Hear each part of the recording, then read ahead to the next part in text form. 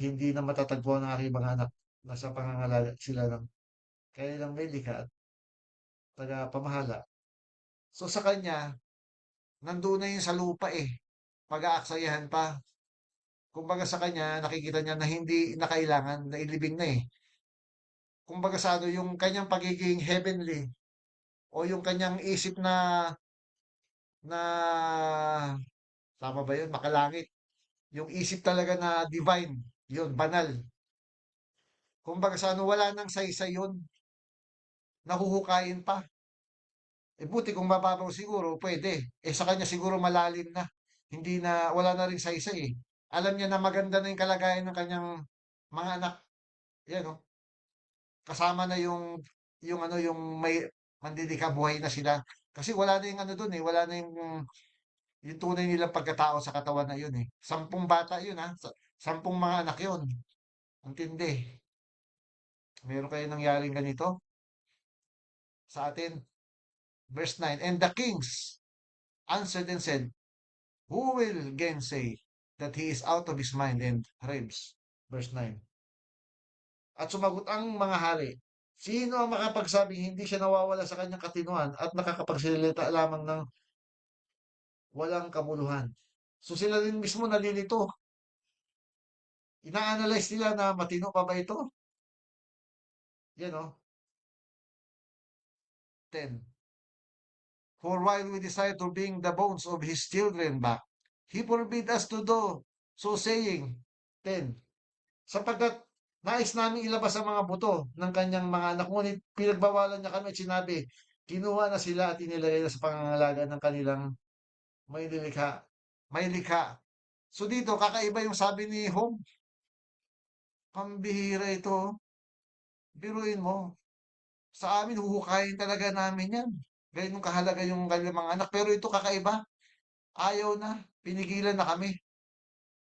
So wala silang magawa kasi yun ang sabi ni Job eh. Kaya lang, matino pa ba isip nito? Bakit ganito ang isip nito? Hindi nila alam si Job ay mataas yung level ng diwa. O siya yung, ang isip ni Job ay pang-eternal, pang walang hanggan. Sila yung, nandun pa rin sila, kumbaga sa ano, sila ay out of date spiritually. Kaya tayo dapat update tayo lagi mga kapatid eh. Sigurado magtatagumpay tayo mga kapatid. Update tayo sa revelation ni Ama.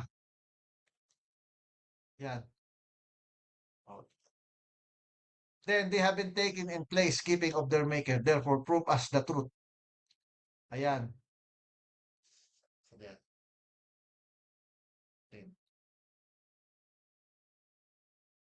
Ang ganda pala nito eh. Kinuha na sila at inilagay sa pangalaga ng kanilang may likha. Kaya patunayan mo sa amin na ito ay totoo. O tingnan mo ha. Kumbaga sa ano na yung mga hari dito ay ano, mababaw pa rin ang diwa. Patunayan mo sa amin, totoo ba talaga yan? Sigurado ka, home.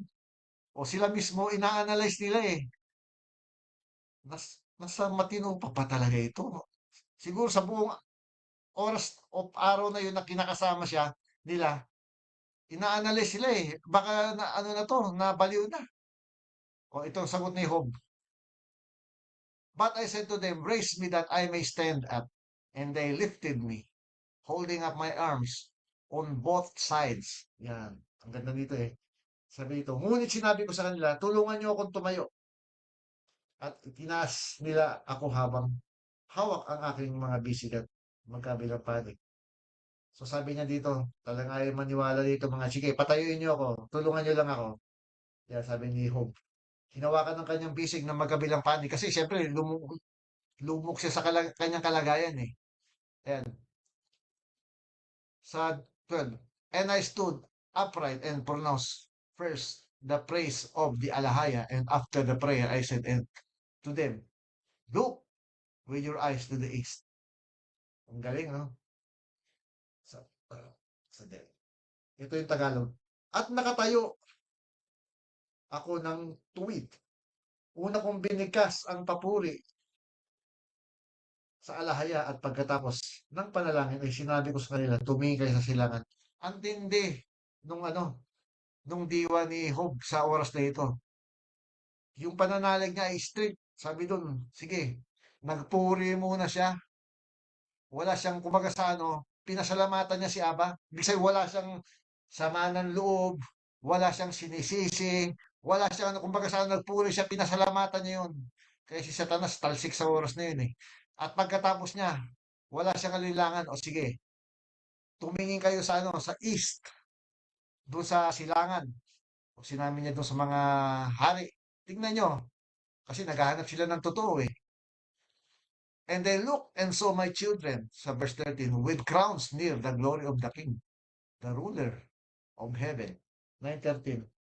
At tumingin sila nang makita nila ang aking mga anak na may mga korona, malapit sa kaluwalhatian ng hari, ang tagapagmana ng langit. Nung tumingin sila, binuksan ng, ng Aba yung kanilang mata. Automatic yan kasi nanalangin si Job eh. At nakita yung mga anak ni Job na may mga korona kasama yung kaluwalhatian ng hari. Yung ano, yung ruler o yung ano, yung lumikha ng langit at lupa.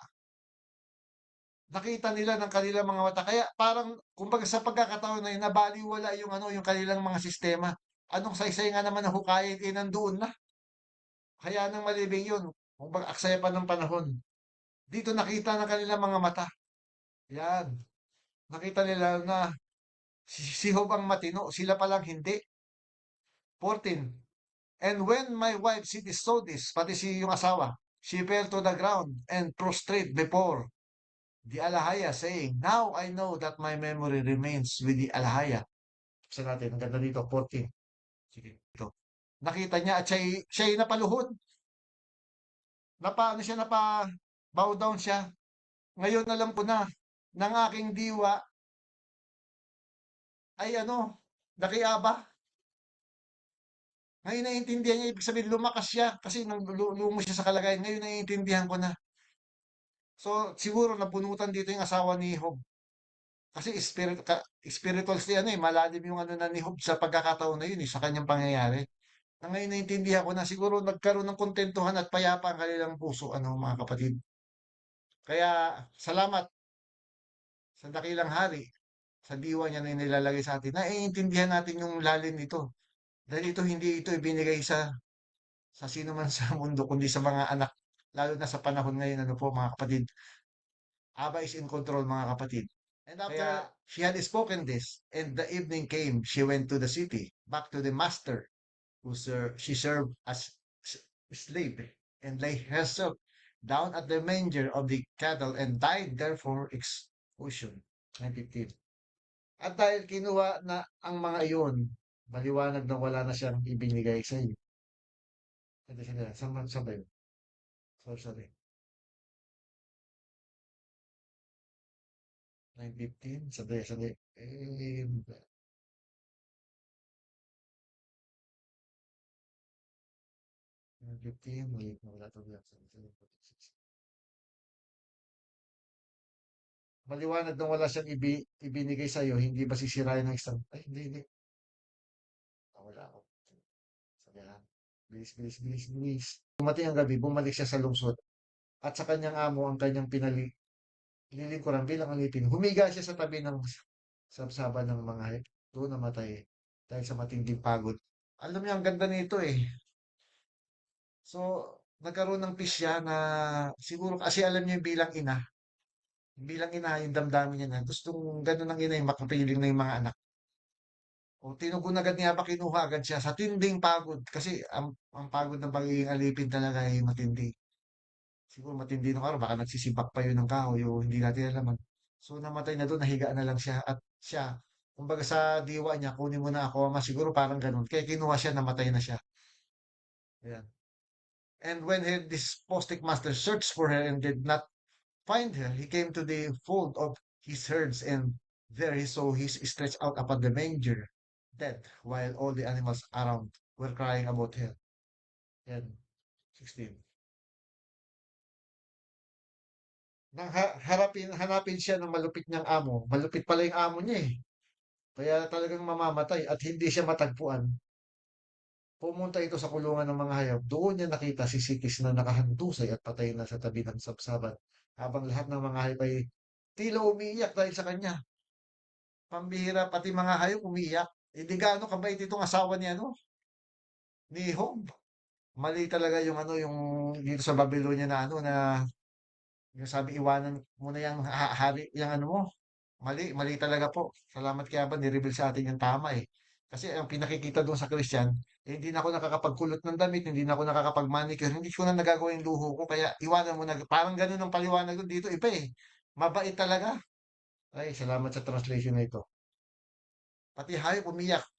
And all who saw her wept and lamented, and the cry extended through the whole city.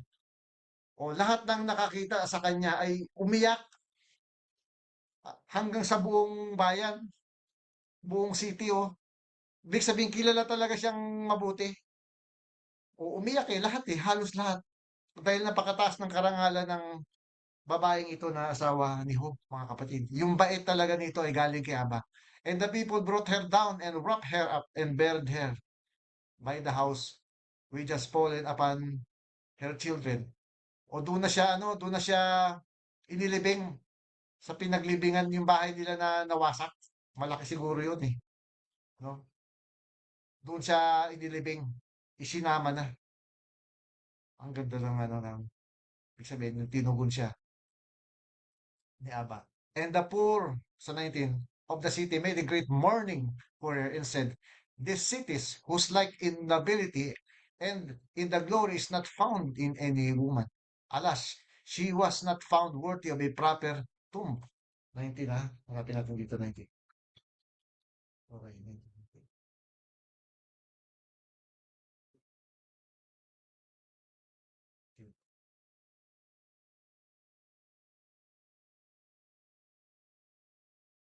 Lungsod ay labis na nagluksa para sa kanya at sinabi si Siti ay isang babaeng walang kapantay ang dangal at kaluwalhatian. Sa kasamaang palad ay hindi siya nabigyan ng marangal na libingan. Tingnan niya, ha, sabi dito, hindi lang basta ito nagluksa, kundi nagluksa ito ng matindi. Yung mga ano, yun, oh, great morning. Ang tindi nung iyakan dito, yung mga mahihirap. Siguro ito yung mga tinutulungan din niya. Hindi niya hinahayaang magutom. Siguro nagrarasyon siya ng ano, mga tinapay, prutas o ano man. Umiyak sila. Kumbaga sa ano, walang ganong kasing buti. Hindi sila basta makakita. Tapos, yung pagkalibing pa ay hindi hindi walang karangalan. Kumbaga sana dapat yung grande pero hindi. Kahit kalooban niya yun. Yun ang nangyayari na ito. The dirge of for her will find in the record. Yan o. Ang awit ng pagluluksa pala sa kanya ay matatagpuan sa talaan. So merong kinumpos na kanta rito na ano na yung kung gaano ang hinagpis ng mga umiiyak dito sa ano sa namatay na asawa ni Job. Yung matindi nilang pagdadalamhati, naka-record po ito mga kapatid. So, maraming salamat po sa lahat. Yan, nawa marami tayong naintindihan dahil si Abay tinutulungan po tayo.